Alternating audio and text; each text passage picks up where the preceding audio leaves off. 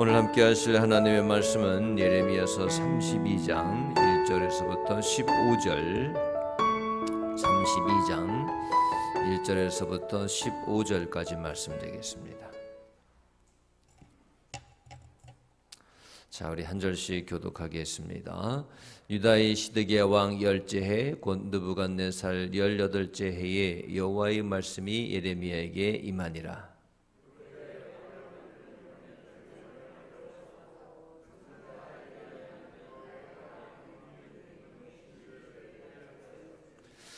이는 그가 예언하기를 여호와의 말씀에 보라, 내가 이 성을 바벨론 왕의 손에 넘기리니 그가 차지할 것이며 유다 왕 시드기야는 갈대아인의 손에서 벗어나지 못하고 반드시 바벨론 왕의 손에 넘겨진 바 되리니 입이 입을 대하여 말하고 눈이 서로 볼 것이며 그가 시드기야를 바벨론으로 끌어가리니 시드기야는 내가 돌볼 때까지 거기에 있으리라.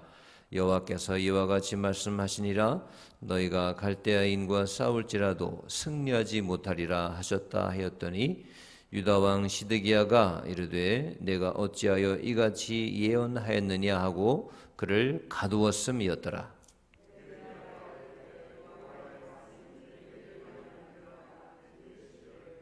보라, 내 숙부 살룸의 아들 하나멜이 내게 와서 말하기를 너는 아나돗에 있는 내 밭을 사라. 이 기업을 물을 권리가 내게 있느니라 하리라 하시더니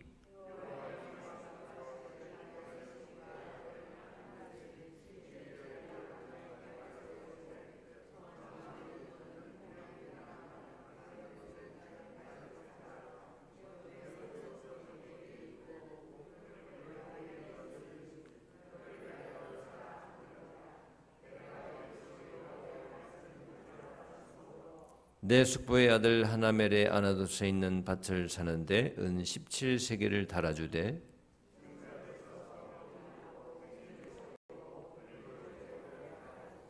법과 규례대로 봉인하고 봉인하지 아니한 매매 증서를 내가 가지고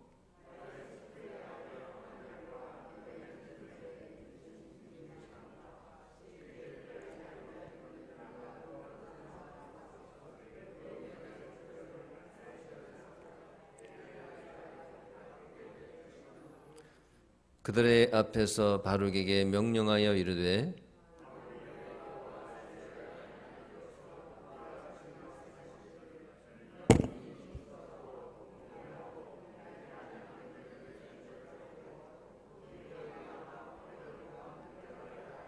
함께 있습니다. 만군의 여호와 이스라엘의 하나님께서 이와 같이 말씀하시니라. 사람이 이 땅에서 집과 밭과 포도원을 다시 사게 되리라 하셨다 하니라. 아멘. 자, 예전에는 말입니다. 요즘도 권력 앞에서는 좀 그런 경향이 있지만 만약에 왕 앞에서 절대 권력자 아닙니까? 왕 앞에서 뭔가를 얘기해야 될 경우, 특별히 국가의 미래, 국가의 미래에 관해서 말해야 되거나 또는 본문에서도 볼 수 있지 예언해야 될 경우에는 절대로 패배한다는 것을 말할 수가 없습니다.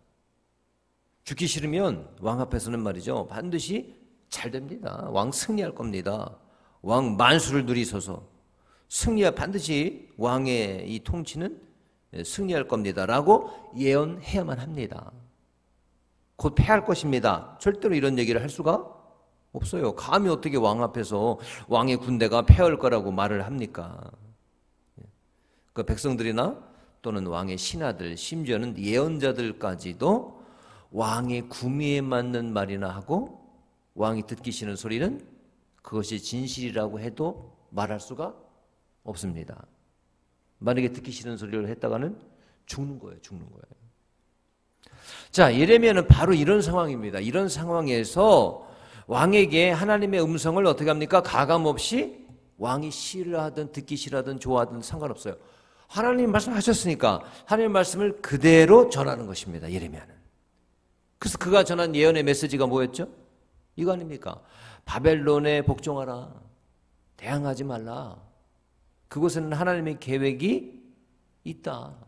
바벨론을 통해서 이스라엘을 깨닫게 하시려는 것이니 군말 하지 말고 달게 받으라.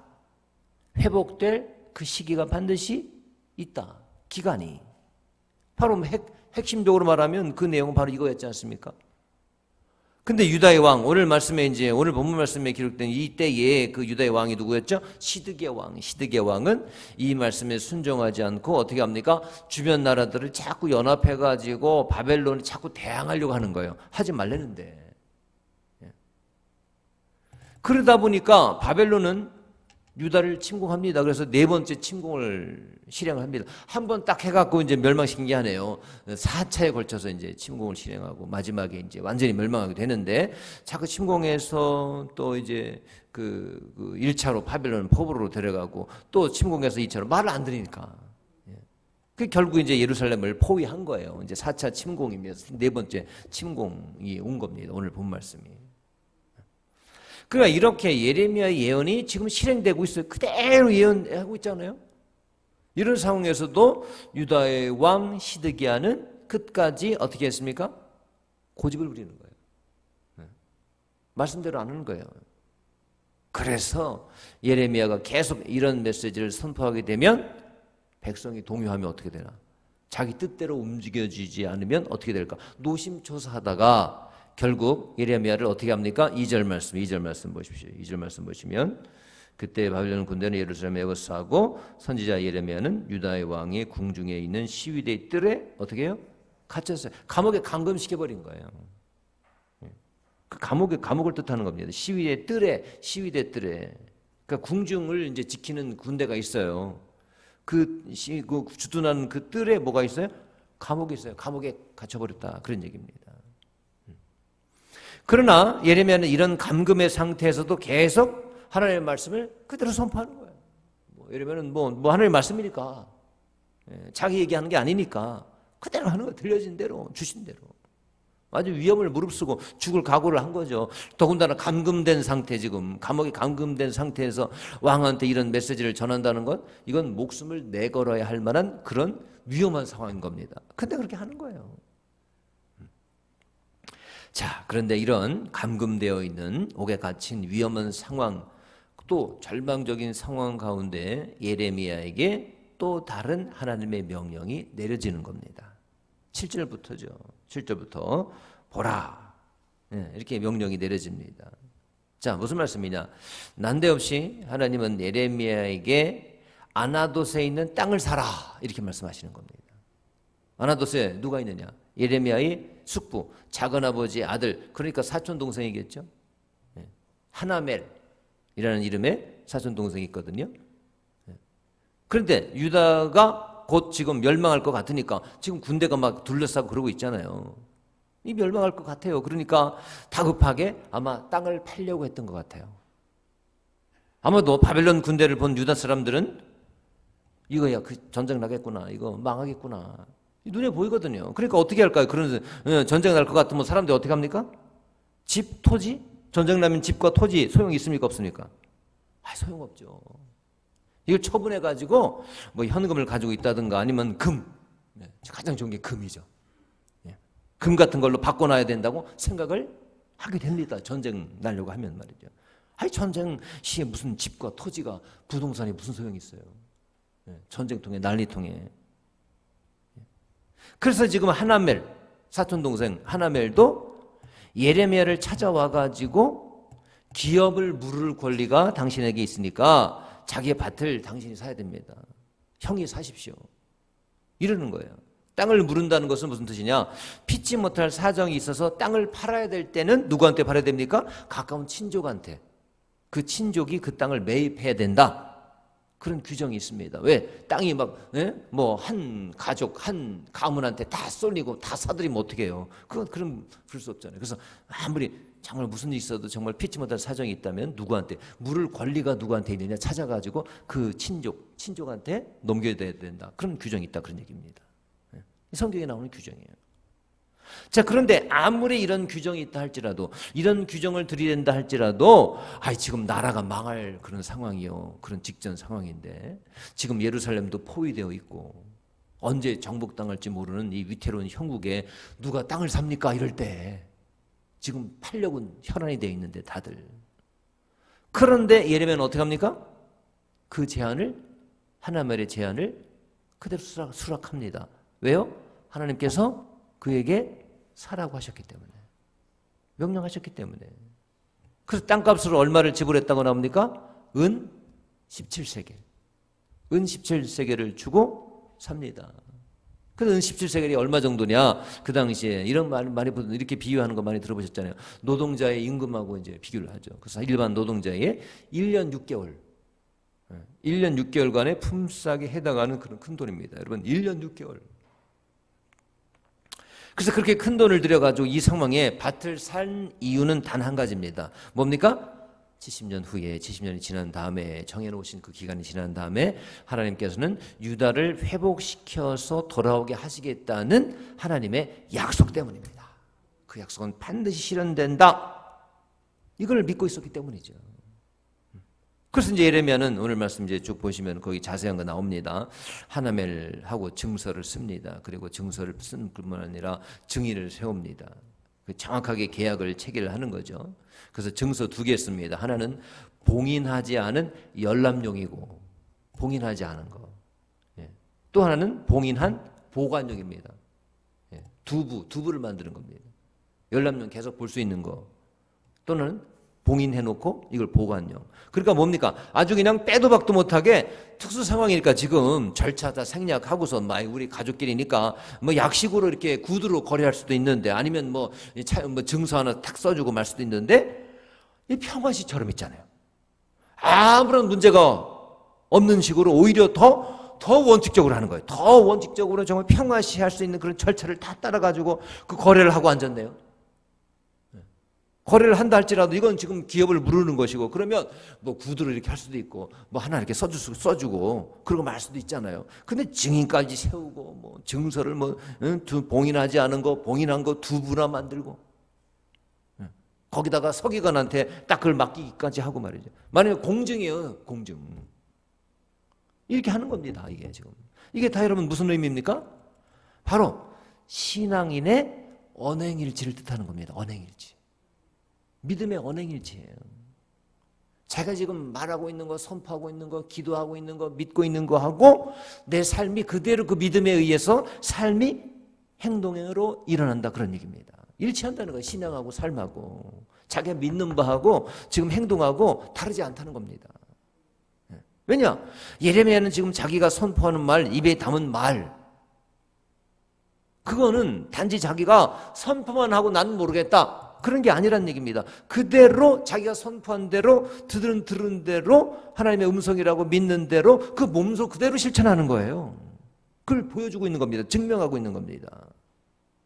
여러분 그렇지 않습니까? 사실 솔직히 우리가 믿는다고 하면서 기도는 그렇게 해요. 기도는 뭐라고 기도합니까?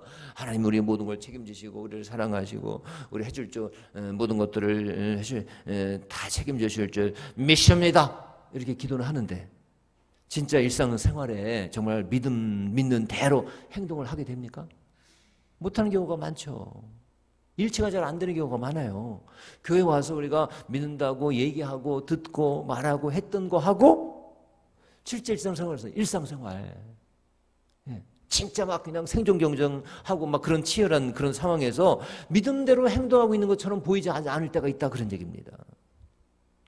여러분 그렇잖아요. 하나님이 우리의 모든 것을 주관하고 계심을 믿는다고 하면서 또 기도는 그렇게 하면서 실제 구체적인 삶의 행동을 보면 하나님이 살아계시지 않은 것처럼 행동할 때가 많아요. 왜? 막 불안해하는 거예요. 막 염려도 막 엄청 하고요. 두려워하고 막 그런단 말입니다. 기도는 하나님 믿는다고 하면서 뭘 믿는다는 거예요? 하나님께서 나를 책임지고 계시고 하나님께서 나를 구원하시고 모든 것을 주관하고 계심을 믿는다는 거 아닙니까? 뭘 믿는다는 거? 하나님을 믿는다는 게 하나님 계시니까 살아계시니까 나는 염려 없습니다. 이걸 이렇게 고백한 거 아니에요. 그런데 일상생활은 어떻습니까? 믿음으로는 그렇게 얘기하고 믿는다 그렇게 얘기하고 기도는 그렇게 해놓고 하나님이 안 계신 것처럼 그냥 불안한 거예요.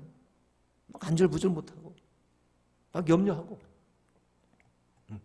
일상생활은 집에 돌아가서 이제 생활 또 직장 생활 또 시장 가가지고 사람들하고 얘기하는 거 뭐 행동하는 거 그런 거 보면은 말이죠. 다를 때가 솔직히 많아요. 믿음 그대로 행동하지 못할 때가 많다는 것입니다. 그가 뭡니까? 예레미야는 예언은 그렇게 했지만 진짜 이런 망하게 될 상황에서 뭐하러 땅을 사냐? 사람들이 그렇게 생각할 수 있잖아요. 이럴 때는 조금이라도 손에 안 보려면 어떻게 됩니까? 어떻게든 있는 거 팔아야죠. 현금화 시켜놔야죠. 언제 피난 갈지 모르니까 국제 통화 지금. 바벨론의 통화 아니겠어요? 바벨론 돈? 그럼 뭡니까? 달러, 금, 요즘 말로 얘기하면 그런 거겠죠. 이제 막 부동산이 떨어지고 거래도 하나도 안 되고 말이죠. 값어치가 완전히 폭락하게 될 건데 전쟁 나면 이딴 게 다 무슨 소용이 있습니까? 차라리 될 수 있는 대로 이런 걸 현금화, 금 같은 거 바꿔놔야 그게 현명한 것이죠. 그런데 반대로 이런 상황에서 오히려 어떻게 합니까? 예레미야는 땅을 산대요. 그것도 절차를 다 갖춰가지고. 이런 멍충이 같은 이라고. 아마 사람들은 예레미야의 이런 행동을 보고 비웃었을지 모릅니다. 하지만 예레미야는 자신이 말대로 선포한 말대로 자신이 그대로 전한 말대로 자신의 입에 담은 그대로 믿는 겁니다. 그리고 70년 후에는 정확하게 하나님께서 말씀한 그 시간 후에는 유다가 반드시 회복될 것을 그대로 몸소 믿음대로 행동으로 보여준 것입니다. 그의 선택은 그야말로 하나님의 말씀이었기 때문에 그런 겁니다. 나를 책임지신 하나님, 반드시 선한 방식으로 회복시키시고 이끌어 주실 하나님, 그걸 약속하신 하나님을 말로만 전하는 것이 아니라 어떻게 해요? 그대로 믿었다는 겁니다. 그대로 행동했다는 거예요. 하나님께서 회복시킴을 믿고 그대로 행동했다는 거예요. 지금처럼 막 다른 사람처럼 막 우왕좌왕하고 막 팔아 없애고 막 어떻게든 막 살궁리하고 이게 아니라 왜? 하나님께서 70년이 지난 다음에 그대로 회복시켜 주실 거니까. 자, 이처럼 하나님의 백성의 선택과 또는 행동의 기준은 오직 하나님의 말씀이어야 될 줄 믿습니다. 여러분 믿음대로 움직일 수 있어야 한다는 것입니다. 성도가 말씀의 인도를 받기보다 눈에 보이는 상황에 이리저리 끌려다닌다면 어떤 일이 벌어지겠습니까? 사람들은 여러분 우리 주변에 있는 사람들 또는 가족들, 아직 믿지 않는 가족들 결코 우리를 통해서 하나님의 능력도 하나님의 은혜도 보지 못할 겁니다. 안 보여질 거예요. 예레미야가 친척의 밭을 사는 그런 모습을 본 사람들이 그랬을 거 아닙니까? 야, 이거 예레미야 진짜구나.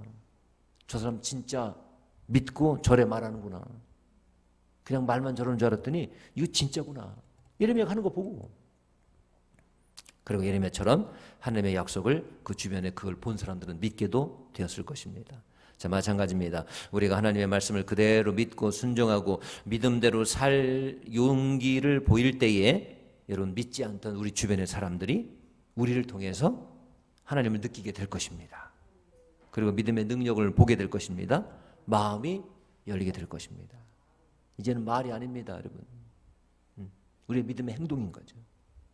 물론 성도들에게도 절망적인 상황은 찾아옵니다. 그러나 하나님과 동행하는 사람, 믿음의 사람은 절망을 넘어서 뭘 보게 됩니까? 희망을 보게 되는 거죠. 희망을 바라보는 믿음의 눈이 열려있게 되는 것입니다. 그래서 오히려 미래를 준비합니다. 그래서 장차 회복될 것을 봅니다. 그리고 경제활동을 합니다. 예레미야처럼 말이죠. 절망의 행위가 아닌 소망의 행위를 믿음대로 하고 있는 것입니다. 기도한 나의 선포한 나의 입술 그 언어대로 말이죠. 여러분 그렇습니다. 성도들이 삶과 행위를 사람들이 보고 있다는 것을 잊어서는 안 될 것입니다. 세상은 하나님의 자녀들이, 하나님의 백성들이 무엇을 생각하고 어떻게 행동하는지를 유심히 살펴봅니다. 여러분을 따라서 예수를 믿을까 말까? 우리 안양교회에서 다니는 누가 아무개 집사, 아무개 권사, 그 사람 따라서 나도 믿어볼까 말까? 라고 지금 생각하는 사람들은 무엇을 가지고 결정할까요, 여러분? 무엇을 가지고? 여러분의 모습을 보고 결정하게 될 겁니다. 여러분의 행동을 보고 결정하게 될 것입니다. 어떤 행동? 믿음대로 하는 행동이요. 믿음 따로 행동 따로가 아니라 저 사람은 얘기한 대로 그대로 행동하네. 정말 하나님이 살아계심을 얘기만 한 게 아니라 그대로 기도하고 그런 것만 아니라 그대로 믿고 저렇게 행동하네. 믿음의 행동입니다. 하나님 살아계신 대로 살아가는 거죠. 그 모습을 보고 사람들이 소망을 우리를 통해서 갖게 될 것입니다. 행동의 행동, 모습이에요. 이제 말이 아닙니다. 말. 왜 요즘 말하면 오히려 또 부작용이 생겨요. 말하면 자꾸 무조건 안 들으려고 해요. 저게 또 나를 가르치려고 하네. 이런단 말이죠. 오히려 요즘은 말을 조심해야 됩니다. 말이 필요 없어요. 내 행동을 봐야 되죠. 시간이 걸려도 요즘은 어떻게 됩니까? 그 사람의 사는 모습을 보고 그래. 이렇게 결정하지 그 사람이 말을 하고 말이죠. 뭘 한다고 얘기해요. 말을 했다고 해서 그거 듣고 가는 시대가 아니라는 얘기입니다. 말하면 더 닫아요. 가르친대 자기를. 요즘은 누가 나를 가르치려고 하면 말이죠. 더 안 듣습니다. 싫어해요. 그래서 우리가 말씀을 전한다는 게 그거 아니에요. 당신 예수 믿어야 돼. 안 가면 뭐 지옥 가. 이런 식으로 이제 얘기하잖아요. 그러면 우리가 진실을 말하는데도 믿지 않는 사람들은 어떻게 생각하냐. 요즘 세상 사람들은 저게 나를 가르치려고 하네. 오히려 말이 더 큰 부작용을 가질 때가 있다. 그런 얘기입니다. 우리는 뭡니까?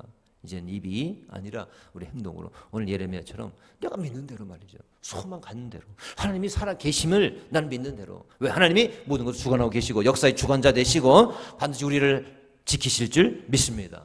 그대로 믿고 말이죠. 소망을 가지고 살아가는 거예요. 저 사람이 왜 저렇게 밝은가? 왜 저렇게 저런가? 하고 알아봤더니 참 믿음이 그렇다는 거예요. 다른 거 근거가 아니라 그때 바로 우리 언행일치 믿음의 모습대로 살아가는 그 모습이 주변 사람들을 하여금 밝아지게 되고 우리 믿음이 진짜구나, 진실이구나 하고 전파되게 될 것입니다.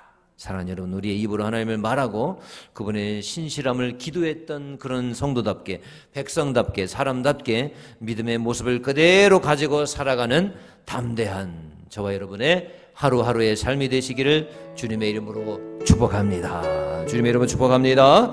기도하겠습니다.